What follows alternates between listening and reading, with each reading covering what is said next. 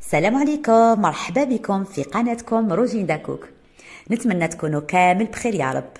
على بالي بلي طولت عليكم الغيبة، الله يغالب لي ظروف. نتمنى تكونوا كامل بخير يا رب، نتوما وعائلتكم وولادكم وكل الأحباء تاعكم. اليوم راح نزيدو محتوى في القناة تاعنا غير الطبخ، هكا باش تكون القناة تاعنا متنوعة ويكون تواصل مع المشتركين الأعزاء، مشتركاتي الأعزاء.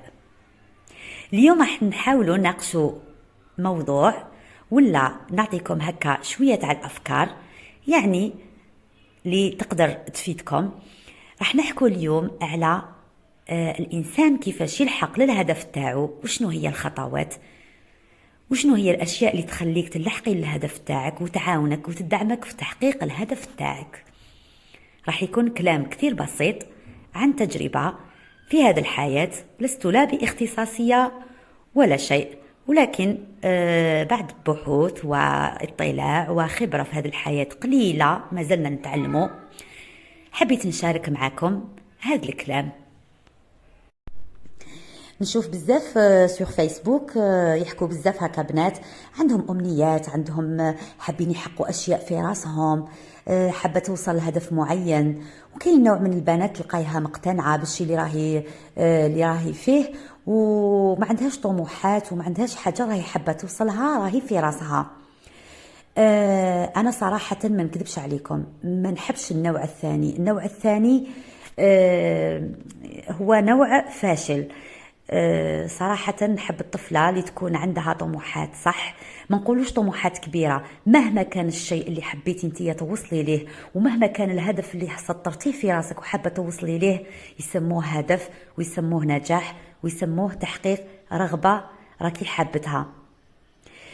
بصح الطفلة اللي تقعد اللي تبقى بدون طموحات، بدون ما راهي دايرة في راسها حسابات، بدون ما راهي حاطة في راسها انه توصل لهدف معين، ما راهي ما حياتها يعني مملة، روتينية، غير ناجحة. وإحنا نحب نكونوا ناجحين في حياتنا، ولو الوصول إلى أهداف شوفي الحاجة بسيطة. الأولى اللي لازم تكون عندك باش تتقدمي للأمام هي الإرادة ثم الإرادة ثم الإرادة. بدون إرادة ما تقدريش توصلي للهدف تاعك، وما تقدريش أصلا أنك تبداي في الهدف تاعك ولا في خطوات اللي تديك باش تحققي الهدف تاعك.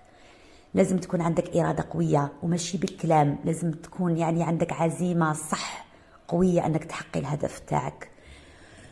وباش تديري هذه الإرادة، أول حاجة لازم المحيط تاعك يكون مهيأ، لازم تهيئي المحيط تاعك. كيفاش تهيئي المحيط تاعك؟ عفوا، باش تهيئي المحيط تاعك أول حاجة تبعدي على الأصدقاء السلبيين، تبعدي عليهم. الصديقة اللي تقولك باللي ما كان له، الصديقة اللي تقولك باللي راح تفشلي، الصديقة اللي تعرقلك، الصديقة اللي تاخذ من وقتك كثير، الصديقة اللي تلهيك، الصديقة اللي تعطيك أفكار سلبية، الصديقة اللي ما تهميهاش، هذه بعدي عنها، لأنها هي إنسانة سلبية في روحها، والسلبية تاعها تتأثري بها انتيا.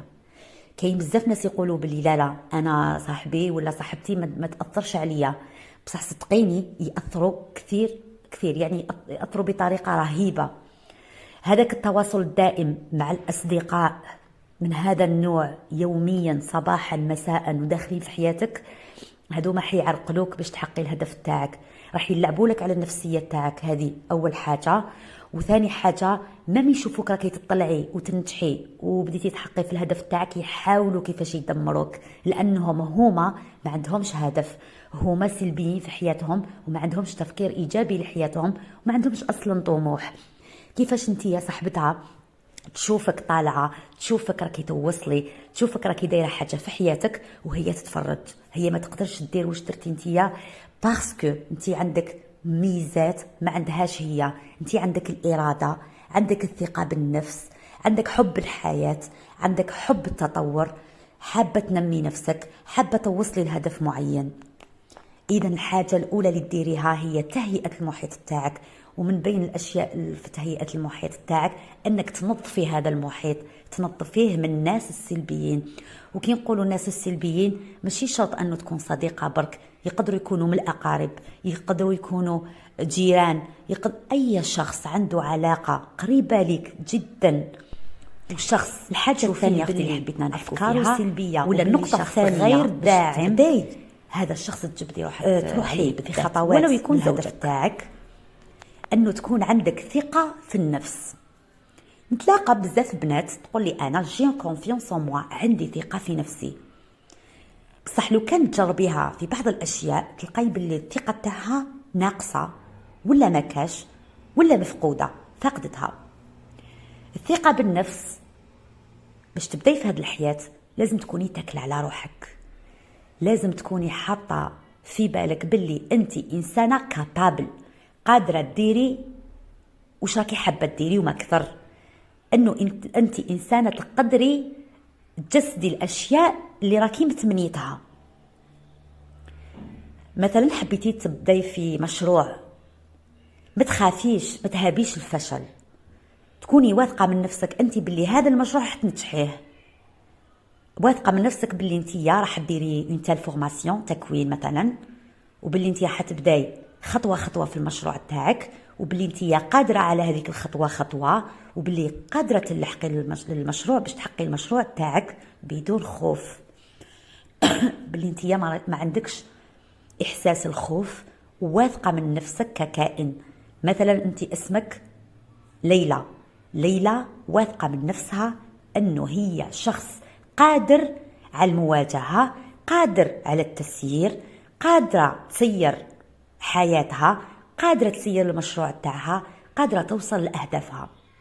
وليلى اذا ما تعرفش ولا شيء من هذا الدنيا، يعني عندها ثقة في نفسها تخليها تقبل على المعرفة، يعني تحاول تطور نفسها بتكوين، تحاول تبحث، تحاول أنه تدعم نفسها من كل النواحي. هذا نسموه الثقة بالنفس. هنا باش تبداي الخطوات الأولى تاعك باش تحققي ولا توصلي للهدف تاعك في الحياة. هنا بالك نقصد الهدف في الحياة، نحكو عامة على مشروع، مثلا مشروع في حياتك كي حابة ديريه، ولا في قرايتك، ولا في تكوين، ولا أي حاجة إيجابية، النقطة في حياتك ولا طموح في حياتك راكي حابة تنظمي حياتك توصلي له وتفرحي. تنظمي حياتك من ناحية العلاقات، تنظمي حياتك من ناحية يعني الحياة اليومية تاعك، تستغلي الوقت اللي يكون عندك. ما تقوليش باللي مثلا انت اليوم تاعك فوتيه مرهق، عندك الوقت باش ترتاحي، تعطي لنفسك راحة، بدل ما انه تزيدي عمل تاني مرهق، مثلا تتواصلي مع ناس اللي تقدري تتواصلي معاهم مثلا بعد يومين ولا بعد 3 أيام ولا في فرصة لاحقة، ما تكمليش على روحك هذاك النهار، لازم تعطي حق لروحك باش ترتاحي هكا، باش تقدري كيما نقولوا تغدي ماغي من دارها وجديد، تعاودي ديري تجديد لنفسك وتعطي وقت لنفسك وتقومي باشياء انت بحاجه اليها. هنا وش نقصد بتنظيم الوقت من خلال العلاقات، من خلال الحياه اليوميه تاعك. خلال الحياة اليومية تاعك لازم تستغلي الوقت جيدا. صدقيني رانا نهدر الكثير من الوقت، بالك ما تحسيلوش، بصح كاين وين ساعة تقدري ديري فيها دي ميراكل، تقدري ديري فيها حاجات معجزة. بالك تكوني عجزتي عليهم 2 ولا 3 أشهر، بصح هذيك الساعة تحتاجي ليها، هذيك الساعة تخدمي فيها هذوك الأشياء اللي كنتي مأجلتهم من قبل. في الوقت ثمين جدا جدا ثمين، صح الوقت ثمين، صح الوقت ثمين. تنظمي حياتك من ناحية علاقاتك، يعني تنظمي الوقت تاعك من ناحية العلاقات تاعك مع الناس، تنظمي حياتك مع نفسك أنت، تعطي لنفسك راحة، تعطي